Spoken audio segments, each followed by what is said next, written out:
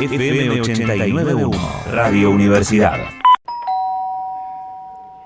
Atención, pacientes Mauro Jardón y María Braga. Me olvidé. Yo también, vamos rápido. Que llegamos. Y le pedimos disculpas porque vamos corriendo, porque tenemos ya en el consultorio 891 de cada jueves a la licenciada Beatriz Duke, investigadora del CONICET en temas de alfabetización y en aprendizaje de lectura-escritura. ¿Por qué es la consulta de hoy? Por una condición del aprendizaje en la lectura. Vamos a estar hablando de dislexia. Hay mucho que hablar de este tema. Espero que nos alcance el tiempo de la consulta. ¿Qué tal, licenciada María y Mauro? La saludamos. Buenas tardes. ¿Qué tal? Buenas tardes, mucho gusto.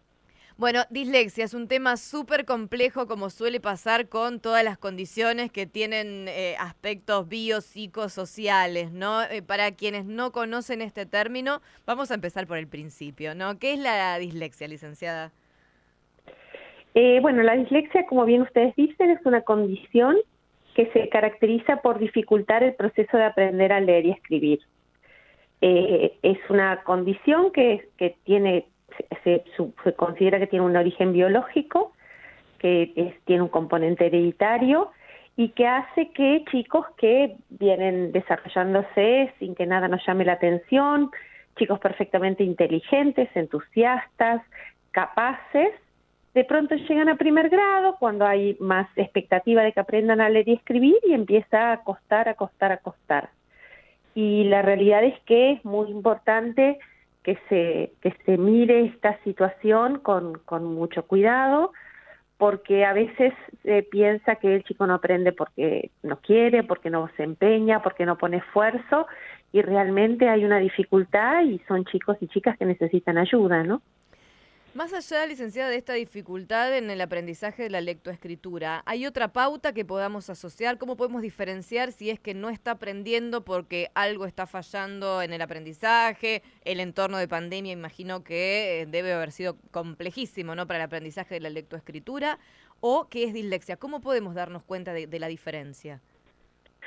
Uno de los problemas que tenemos es que es muy difícil diferenciar, porque hay muchas razones por las cuales un chico puede no aprender. Hola.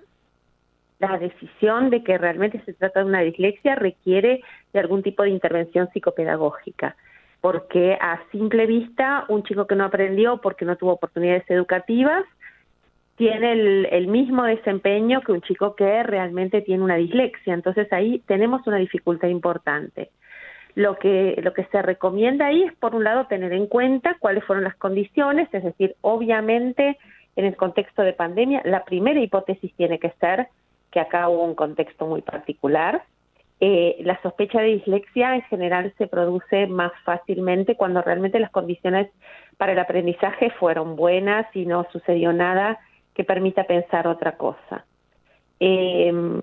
Lo que sí es muy importante tener en cuenta es cómo el entorno está procesando esta dificultad, porque una situación de dislexia no tiene por qué ser tan traumática, a menos que realmente se ponga mucha presión sobre un chico que no está pudiendo responder. Entonces, lo primero que hay que hacer, sea cual sea la razón por la que un chico no aprende, es ofrecerle oportunidades adecuadas de aprendizaje, darle apoyo, darle ayuda, porque si no hay ningún trastorno en particular, va a aprender rápidamente, y si hay una persistencia en un chico que no tiene ninguna otra dificultad, hay que preguntarse por la dislexia y siempre es bueno buscar ayuda.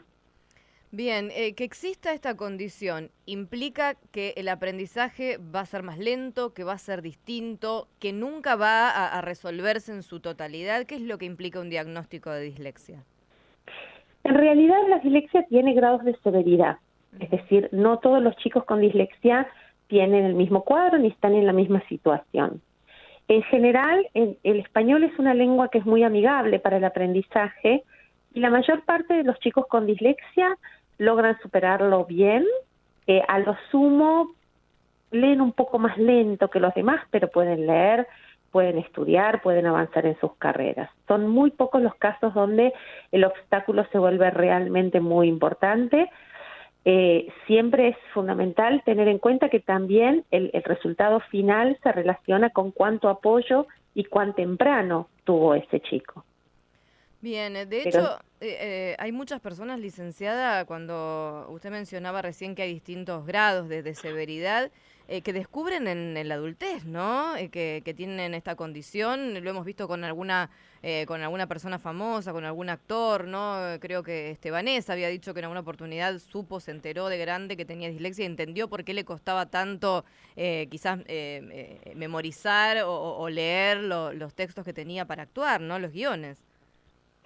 La realidad es que hubo un tiempo en que se extendió la idea de que la dislexia no existía, que realmente no era una condición real y seria, y entonces se descuidó la posibilidad de un diagnóstico. Hay toda una generación que nunca entendió por qué le costó tanto aprender a leer y escribir, pero le costó.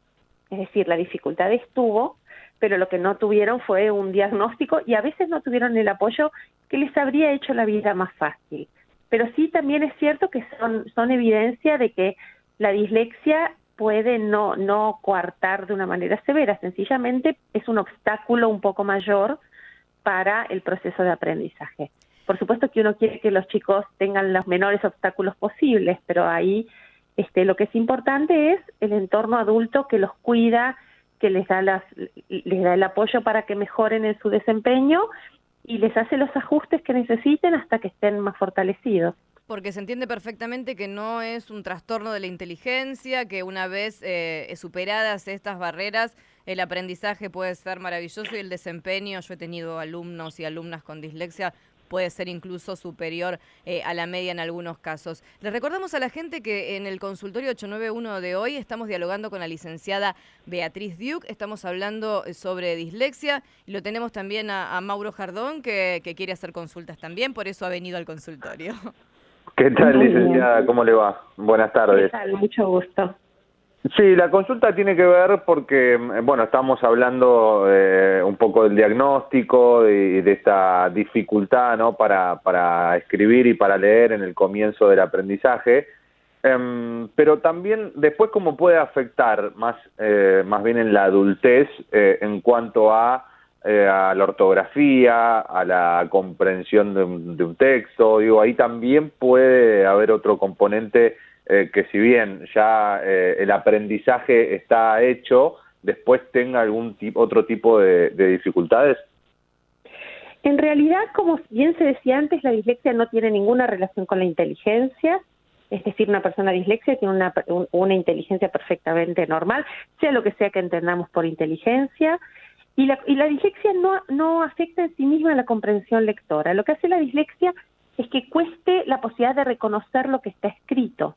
Por supuesto que si un chico pasa muchos años sin lograr esto, se pierde muchos años de practicar lectura. Entonces termina habiendo una consecuencia sobre la comprensión, pero la dislexia en sí misma no afecta la comprensión.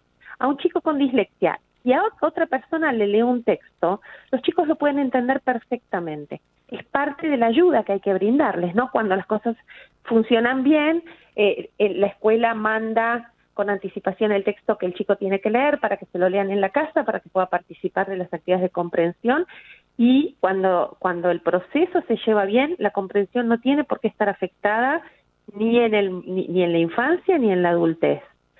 Algunas personas con dislexia sí tienen un poquito más de dificultades con la ortografía, pero no es nada que hoy en día con los apoyos tecnológicos no se pueda resolver. Es decir, una persona con dislexia no tiene por qué sufrir graves consecuencias en su adultez, y la dislexia es una condición que implica un cerebro que funciona de una manera diferente, y hay quienes sostienen que la posibilidad de aprender a leer y escribir está afectada, pero que hay otros aspectos más vinculados con lo visomotor que a veces están incluso particularmente favorecidos, ¿no? Hay una investigadora que en Estados Unidos que dice que ella está convencida de que la persona que creó las pirámides tiene que haber sido disléxica, porque en aquellos tiempos solo un disléxico podía tener la capacidad de inventar algo así, ¿no? No sé si lo dice en serio o es una exageración, pero lo que quiere transmitir es esto. Es una condición que tiene una desventaja importante, es verdad, pero es una desventaja porque en nuestra sociedad leer y escribir es muy importante, pero también tiene este cerebro diferente fortalezas. Claro, es parte de la diversidad neurológica o diversidad de cerebro. Absolutamente. Totalmente. ¿Y qué es lo que pasa? ¿Qué es lo que pasa en el cerebro? A ver, hoy se está estudiado bastante y la realidad es que hay zonas del cerebro que se activan en lo que podemos llamar lectores habituales, las personas que no tenemos que tenemos un desarrollo típico, que no se activan de la misma manera en las personas con dislexia. Se activan otras zonas de manera compensatoria, pero esas zonas que son muy importantes para la lectura no se activan menos o cuesta más que se activen. Este sería el componente donde estaría la diferencia, digamos, entre las personas con y sin dislexia. Es exactamente, es parte de la diversidad humana, no es una enfermedad, no es algo que sea una alteración, sino que hay algunas personas así y de nuevo, ¿no? En los tiempos en que muy poca gente sabía leer, nadie se enteraba de que tenía un cerebro disléxico. Claro. Y bueno, el próximo lunes, ¿no? 8 de noviembre va a ser el Día Mundial de la Dislexia. Seguramente ahí contemos con algún estudio, algunos datos, pero para tener también presente, ¿cuál es la cantidad de personas que afecta la dislexia hoy por hoy? ¿Se sabe? La realidad es que es una de las estimaciones más controvertidas que hay, porque el problema es que es muy difícil determinar si un chico no sabe leer porque tiene dislexia o por otras razones. Entonces, los números van del 2 al 10%, que es un margen enorme, claro, pero no hay un verdadero consenso internacional respecto de cuál es el número exacto. Y mediante el estudio del cerebro, ¿esto no se puede diagnosticar de una manera más precisa? ¿O todavía no? En realidad, todavía los estudios con imágenes cerebrales son estudios cuyos resultados se obtienen en base a promedios de distintas personas. Todavía no tienen una función clínica, no podemos usarlos clínicamente, pero la realidad es que sea o no sea una dislexia, sea o no sea más o menos severa, la intervención es la misma. Entonces, la realidad es que lo que es importante es la ayuda que les damos a esos chicos, no solamente la posibilidad de dar un diagnóstico totalmente certero. Hay pruebas que se pueden hacer y que lo que dan es un diagnóstico compatible con la dislexia, y si hay en la familia antecedentes de dislexia, la probabilidad de que realmente sea dislexia es mucho mayor porque tiene un componente genético. Entonces, si los padres tuvieron dificultades para aprender, o primos, o tíos, la probabilidad de que la dificultad que experimenta un chico, una chica, tenga un origen en la dislexia es mucho mayor. Bien, precisamente, bueno, queda resuelta entonces porque justo nos preguntaban aquí a nuestra línea telefónica, que es el 15-388-5891 a través de WhatsApp, nos preguntaban esto, si es hereditaria, nos preguntaba Cecilia. Sí, es hereditaria, pero se considera que es una condición multigénica, es decir, no hay un único gen que produce la dislexia, entonces la transmisión no es directa.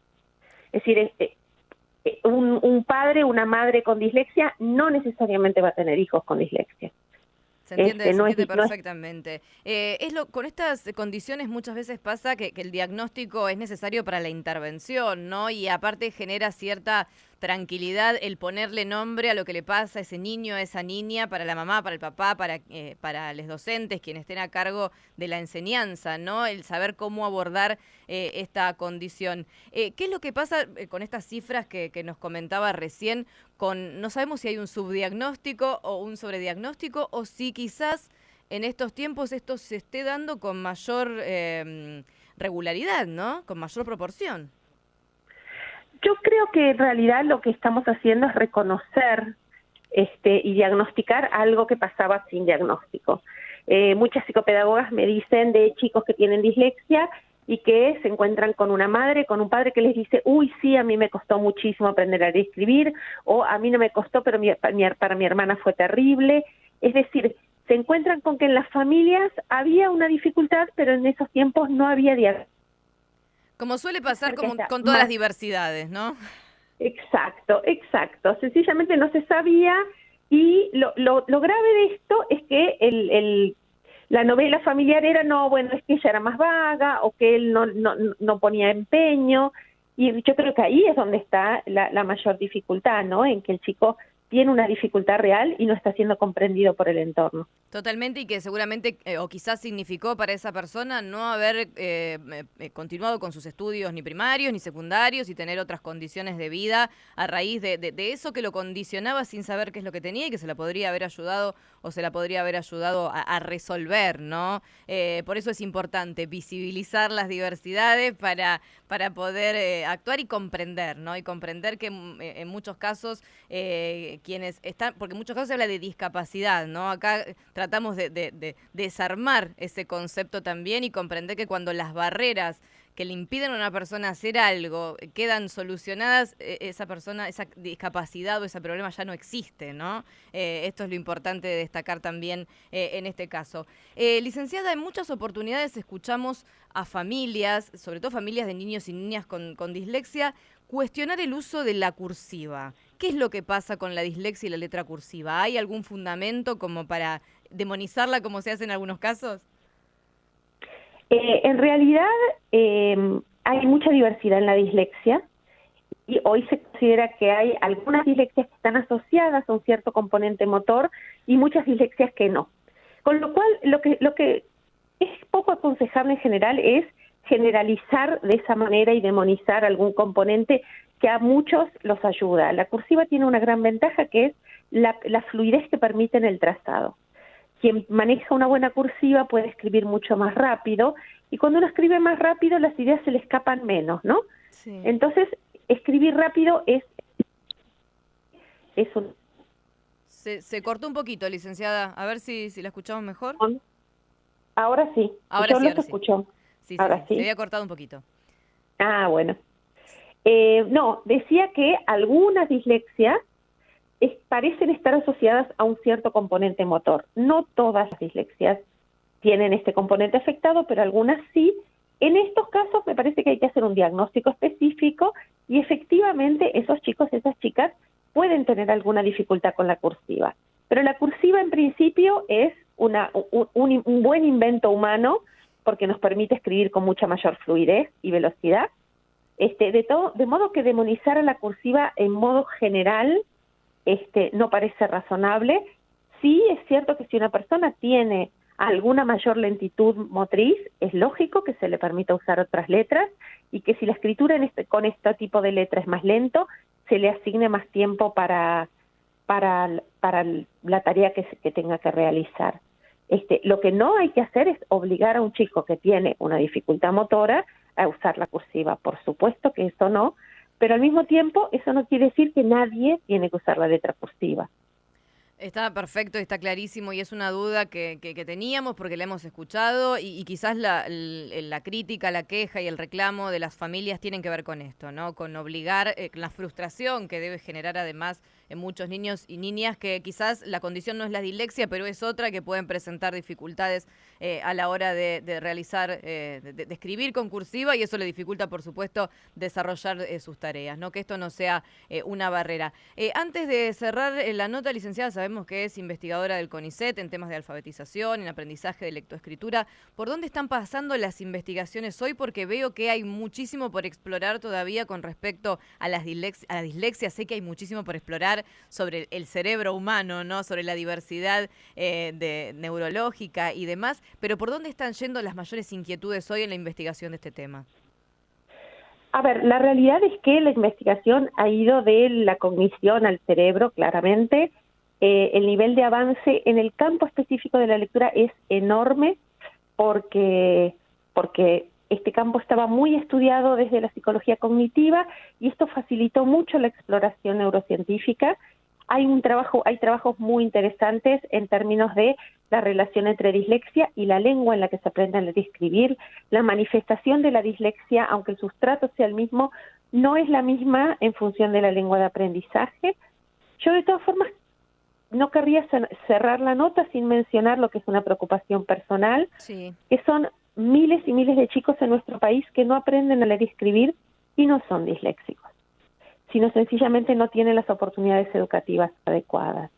Creo que claramente no son disléxicos, porque cuando trabajamos con ellos aprenden a una velocidad a la que si realmente hubiera una condición específica no podrían aprender, pero siguen estando en las escuelas y durante años no aprenden a leer y escribir porque, bueno, básicamente por la inequidad que caracteriza a nuestras sociedades, ¿no? Seguramente. Entonces, imagino yo que hay casos que con dislexia que prosperan y se tornan severos por cantidad de tiempo que estos niños y niñas pierden con el contacto con el aprendizaje y es muy probable que esto se dé en sectores con menos recursos, ¿no?